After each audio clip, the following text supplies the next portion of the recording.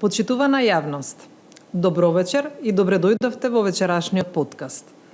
Унијата на жени на ВМРО ДПМН е ризница на исклучително квалитетни кадри. Наши гостинки и мои соговорнички со кои нудиме импресивен разговор за целата јавност. Како изгледа патот на жените во политиката? Со кои предизвици се соочуваат? Како ги освојуваат позициите на моќ? И што всушност значи нивното влијание врз општеството? Зошто жените се уште се борат за еднаква застапеност во политиката и како да се создаде простор за нивен глас и вистинско влијание? Се дел од прашањата со кои вечерва ќе разговараме со нашата гостинка Весна Атанасовска. Весна доаѓа од Велес. По професија е дипломиран политиколог, членка е на извршниот комитет на Унијата на жени на ВМРО ДПМН, членка е на Советот на општина Велес и истовремено председателка на Унијата на жени на Велес. Добро вечер, Весна, и добре дојдовте во вечерашниот подкаст.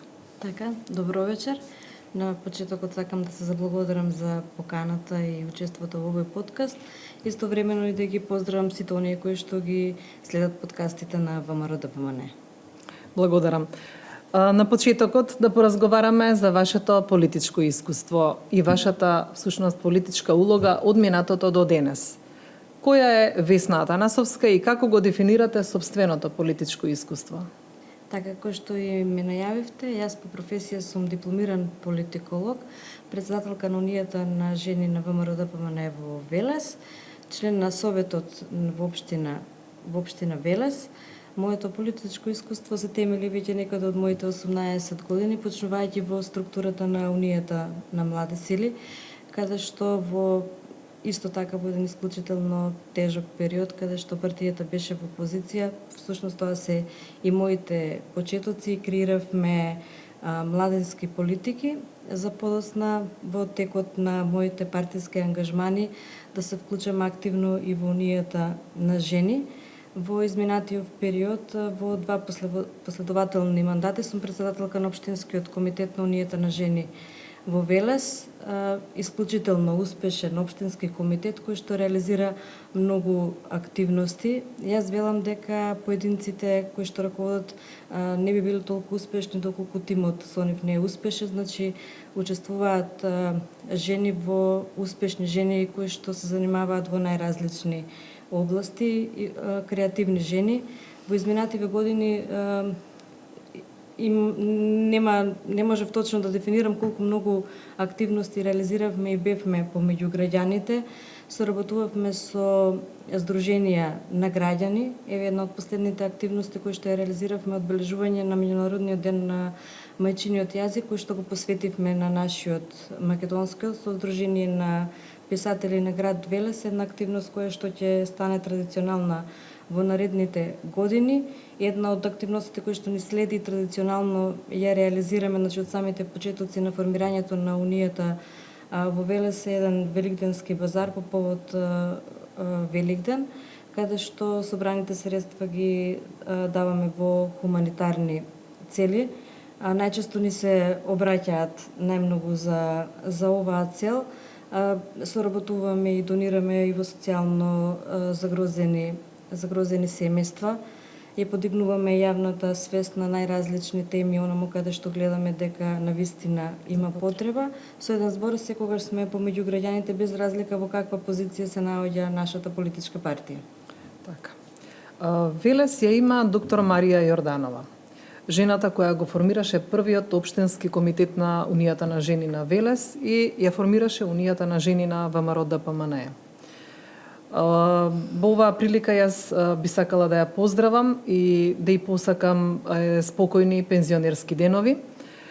Од нејзиното богато политичко искуство има што да се слушне, има што да се научи. Колку вие, како председателка на Унијата на жени на Велес, научивте од неа и што применивте од нејзиното богато искуство? Каква всушност беше улогата на жените во политиката на Велес во првите години од формирањето на Унијата па до денес? Така. Баш така, клучна беше улогата на жените во формирањето на структура на жени на ниво на цела партија.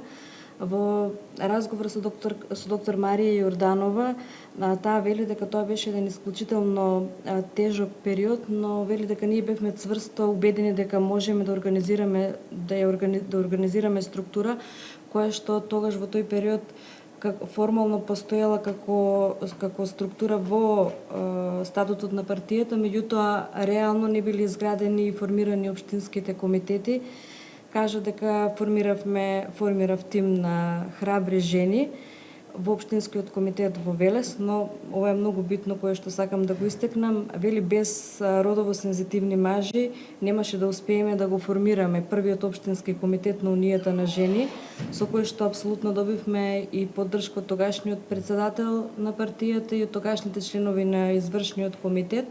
Па така на 21 ноември 1997 година во тогашниот пензионерски дом се ставени темелите на Унијата на жени, а со тоа и формиран првиот општински комитет. Искрено можам да кажам дека сум посебно горда и за тоа што Унијата е формирана во Велес, но тоа ни дава и една голема одговорност и обврска да го продолжиме тој пат и секогаш да бидеме успешни и видливи. Така. Како постепено се изградила целосната структура на Унијата на жени и какво значење има за жените во политиката? Вака, структурата, како што претходно кажав, по формирањето на првиот општински комитет во Велес, докторката Марија Јорданова истакнува дека користејќи ја незината професија како доктор гинеколог имала контакти со многу жени и колешки низ целата држава. Така отпочнаа да се формираат годишни собрања, онаму каде што постоела структура на партијата. Тоа траело скоро една година и веќе некаде во 1998 година ја организираат и првата годишна конференција на Унијата на жени под мотото Вера, надеж и љубов. И со тоа е заокружен оној целиот процес на формирање на една структура во нашата партија, каде што на сите нас ни дава една обврска да го следиме тој пат. Не било лесно формирањето, се сочувале со многу предизвици и проблеми, меѓутоа нивна, така како што ќе каже, секоја заложба во секој процес бара пожртвуваност за целта да биде успешна која што сме си ја поставиле како жени. Ја споменавме докторката Марија Јорданова како прва жена, меѓутоа Велес убедена сум дека има и многобројни други жени кои што оставиле печат во партијата и во Унијата на жени. Можеме ли некој од нив да издвоиме, да споменеме и да кажеме какво било нивното влијание и како тоа се чувствува денес? Така, значи Велес не само во политиката, туку и низ историјата жените оставиле белек со своето постоење. Често знаат моите пријателки да кажат, вие во Велес сте жени револуционерки. Навистина во сите области дале свој придонес. Јас би сакала надвор од политиката да спомнам еден пример. Во Велес е отворен првиот театар, изиграна е првата театарска представа на која што Штиците што значат живот прв пат заиграла жена, тоа е актерката Тинка Коларова. Значи ова надвор од политиката. Меѓутоа несомнено не би сакала да кажам дека докторката Марија Јорданова има оставено најголем впечаток како жена која што се борила за политичко влијание на сите жени и е клучот во поставувањето на основите на женското политичко делување во рамките на партијата и општо. Политиката представува мотивација за многу жени и незиниот успех всушност е и наш успех и секоја една жена треба да го следи сето ова. Секако. Како жена која што долго време се занимава со политика, неизбежно ми е и ова прашање за вас, обично го поставувам на моите соговорнички. Зошто е според вас важно жената да биде дел од политиката? Вака, кога жените се занимаваат со политика, тие се носители на еден поинаков пристап во решавањето на проблемите. Тие проблеми се решаваат на еден транспарентен начин и секогаш имаат успех. Ако погледнете некои истражувања, ќе дојдеме до заклучот дека онаму каде што жените се ги раководат со институции, има помалку корупција, прикажано значи во многу истражувања и како што жените може дома да се столбот на едно семејство, се грижат за семејството, можат и апсолутно да раководат и со институциите и да бидат успешни во секое поле, затоа што тие се научени сите овие работи да ги реализираат со успех. Кои биле најголемите предизвици според вас? Неизбежни се и предизвиците. Со кои предизвици се соочувале жените во политичката сфера годиниве наназад?